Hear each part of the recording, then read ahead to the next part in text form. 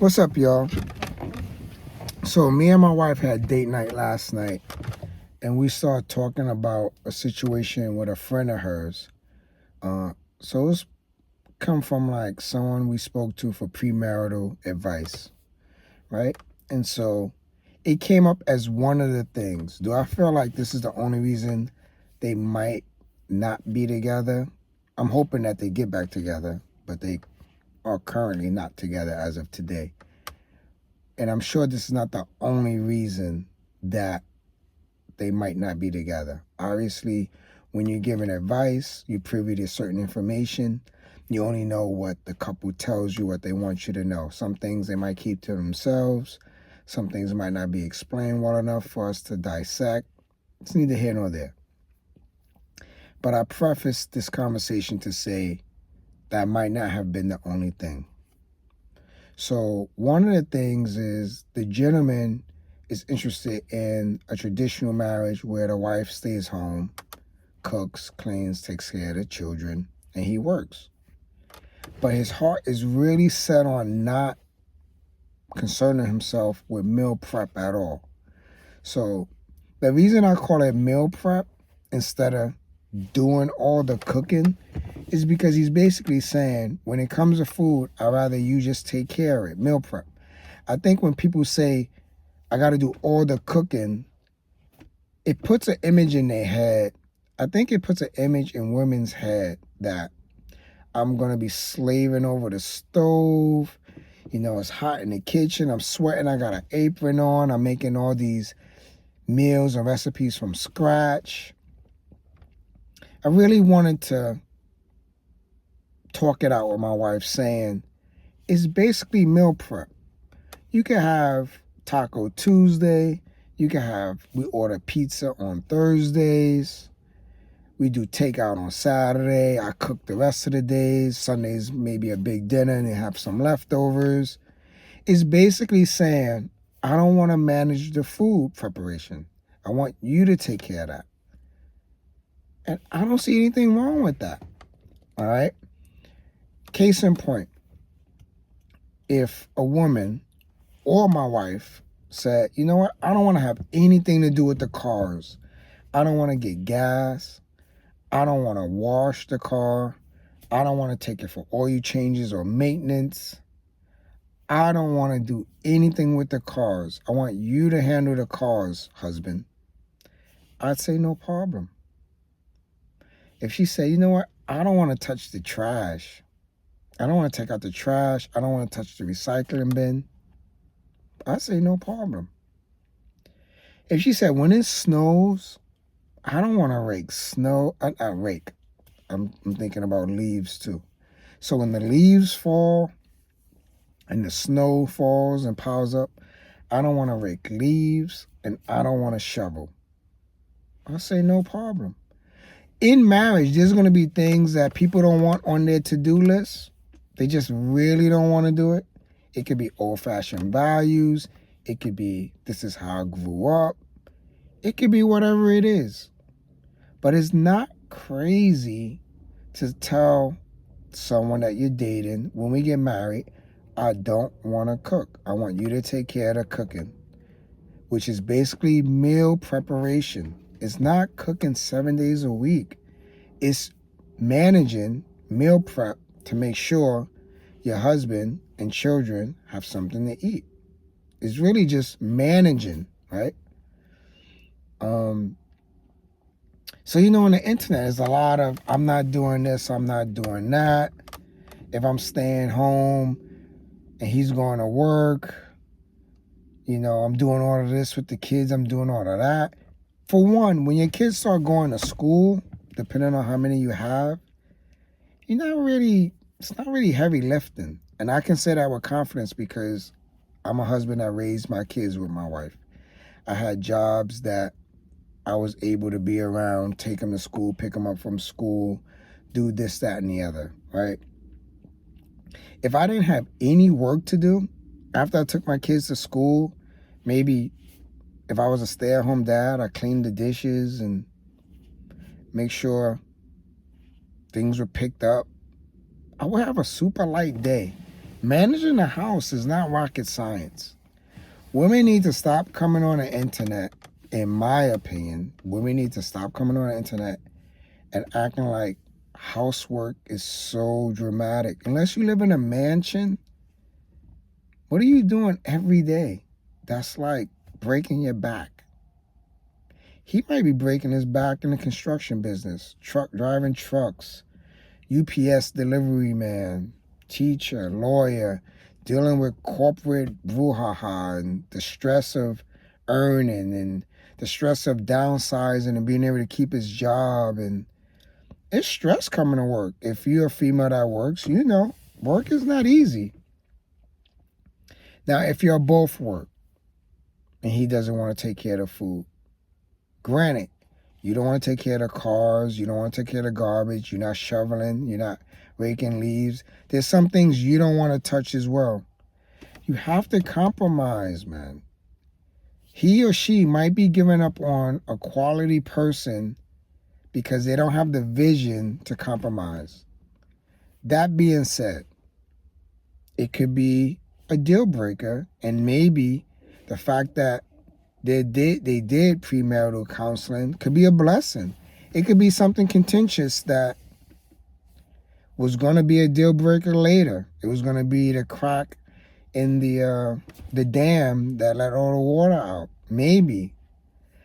But it was on my heart this morning. I was asking a couple of my female coworkers, does your husband cook? Like, what if he didn't want to cook? None of them said I would get a divorce. None of them. I think I asked like 5 of our female coworkers, does your husband cook? If he didn't cook, would that be a deal breaker? None of them would have left their husband, which goes to show it's not that deep. It's really not that deep. Some of the things I think single people focus on, it's not that deep. You know, it's majors and it's minors. And sometimes we could focus on the minors. I'm not saying that's the case in this situation with this couple that sparked this conversation that I'm having with y'all. I'm not saying that that's exactly the matter in that. But sometimes we could focus on the minors. If you think about it, some of our most petty arguments in marriage be something minor, right? Sometimes it's just timing and then something minor and we get aggravated. But you can focus on the minors and miss the big picture. And I just hope that that is not happening here. Because they a nice couple, you know, Cory loved love and Cory loves marriage. So I was really rooting for them. And I just hope they could step back and have a big picture view. But, you know, this thing could go either way. It could be good that they did premarital and this came up now. But the next person either of them date is not going to be perfect. There is no perfect. There is no perfect spouse. It's perfect for you. It's a good fit for you. But there is no perfection. And so it all starts with expectations, right? We got to rein in our expectations. There's a must-have list and a it would be nice list to have, right? 2 different lists. You know, if you're saved, if you're a Christian, you want to be equally yoked, right? You want to walk with a fellow Christian. If you're not saved, y'all got other different lists, right? You want to be able to trust the person.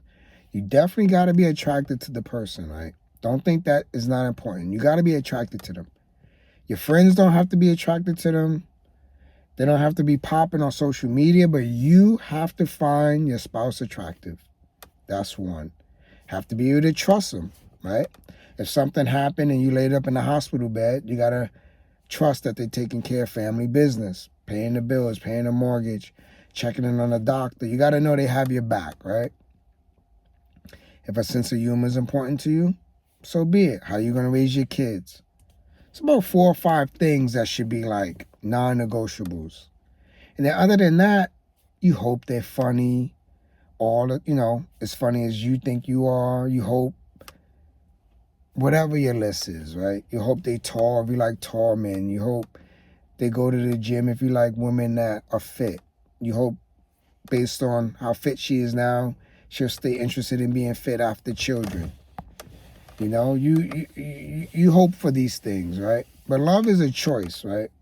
So, you know, and you got to be careful of comparing your spouse to someone else's spouse and getting caught up in social media and thinking that that's all perfect living. So, I don't know. Just got to really have two lists, must-haves, and it would be nice to have. And I just hope this couple's doing the right thing, man. I would hate for them to force something that's not there, and I would hate for them to break up, and the next time they date someone, they'd be like, you know, why did I leave that guy? I'm getting kind of this, but without this. I don't know. Relationships are tough, man. If you're gonna commit, push your chips into the middle of the pot. You gotta figure these things out together. But just the fact that women have this opinion about not wanting to take on certain tasks that they feel might be outdated, like cooking, is wrong. It's not a proper way to look at things. You know, it's give and take in a relationship. It's all sacrifice. Marriage is all sacrifice. There's no way of getting around sacrifice, bro. It's no way. It's no, I'm going to do my own thing. This is my own thing over here. I'm going to do me and have a successful marriage. You can't do you all the time and have a successful marriage. It's a lot of sacrifice. It's a lot of communication. Babe, I'm going to the gym. You know, I'm putting 3 times a week on the schedule. We got to make that happen. We got to take care of ourselves, self-care. Babe, I'm going to go out with my friends and get coffee. You know, it's a women's Bible study. It's a men's retreat. It's, you know, healthy things. Not I'm going to the strip club. I'm going to a club dressed like I'm single. You know, you don't want to hear that from your wife. So with respect, all of this with respect. You have to have your own time, but you got to communicate all these things, right? She's your rib. You know, he's your covering. You know, if you're going to do this thing right, it's hard work. Is it worth it? Yeah. I love being married. I love my wife. We work things out. We hit little bumps. We get back up. Fall down, get back up. Hit little bumps. Talk it out. This is what I was feeling. I probably shouldn't have came at you like that. This is how I was feeling. I probably shouldn't have said that. I apologize. Hug it out. You know, other things it out. You know, married couple, you know, gifts. And make up. But,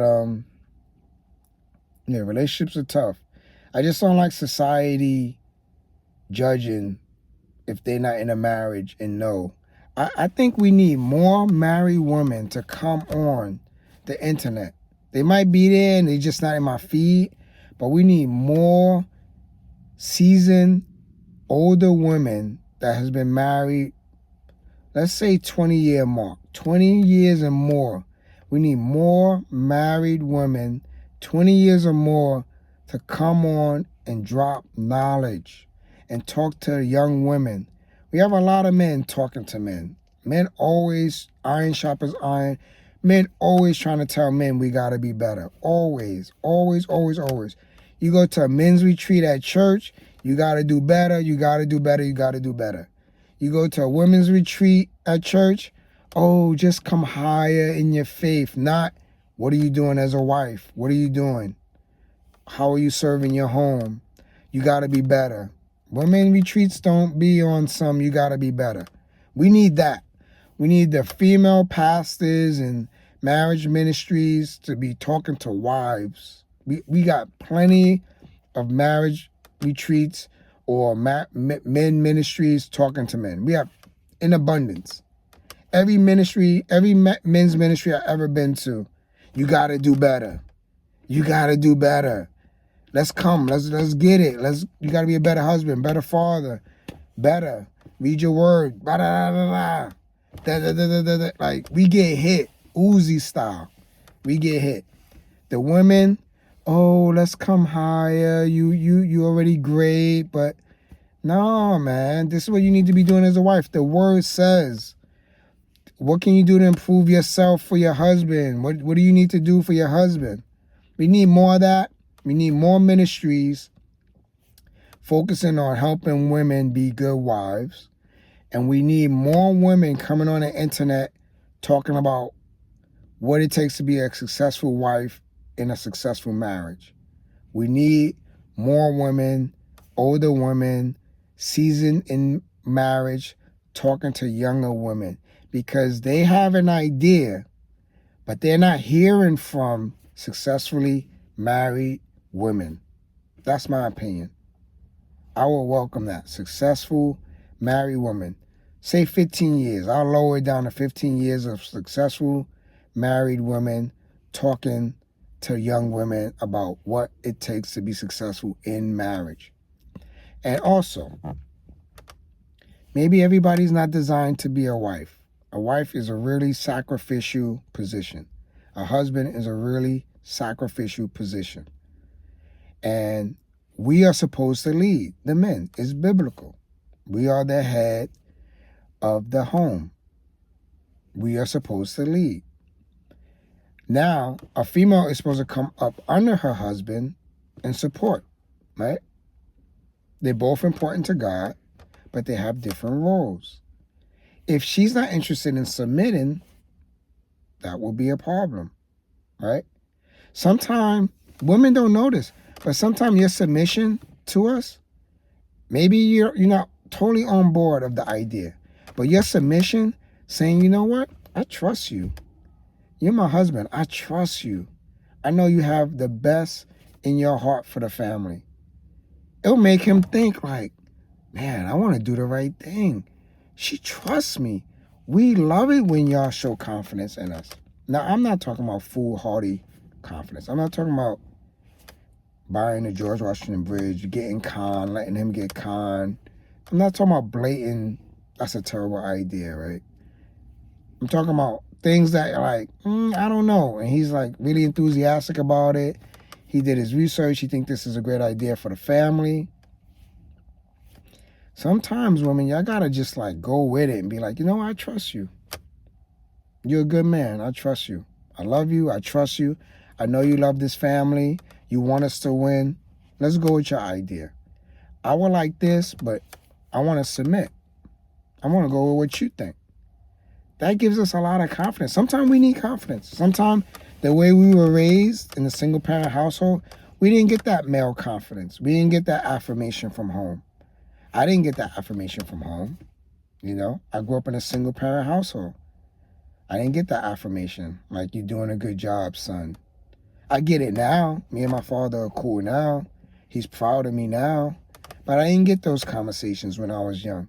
So sometimes I'm on the fence, like, I hope I'm doing the right thing. And if my spouse sometimes doubts me, which she's just looking out for the family as well, she doesn't mean anything by it. It kind of, could get us off tilt. But I said a lot. But one of my cries is for ministries to talk about being a wife, to focus on that, have some women ministry retreat things where we talking about how to be an awesome wife. And also, secondly, women, man, been married for 15 years plus, successful marriage, you know how much sacrificing goes on from both parts, him and her.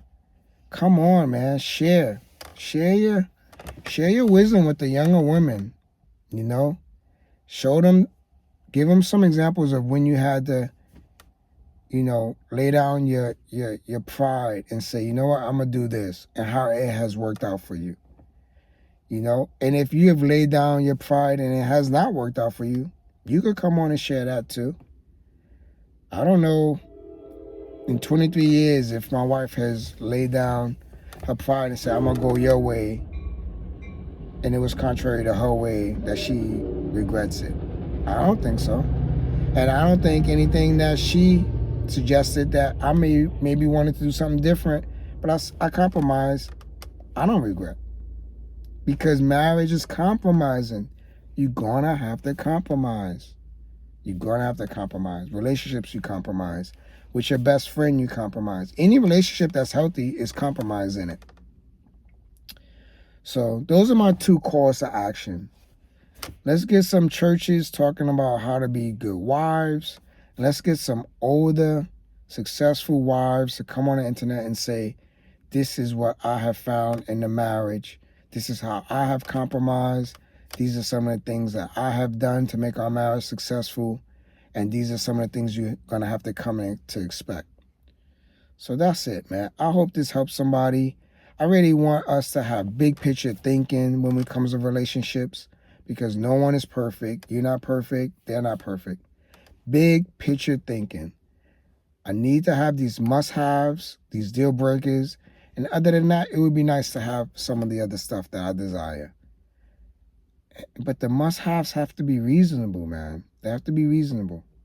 They have to be reasonable. But the internet is not reasonable. And there's a lot of people that's not reasonable. So I'm kind of asking for a miracle. I don't know. I'm just putting it out there.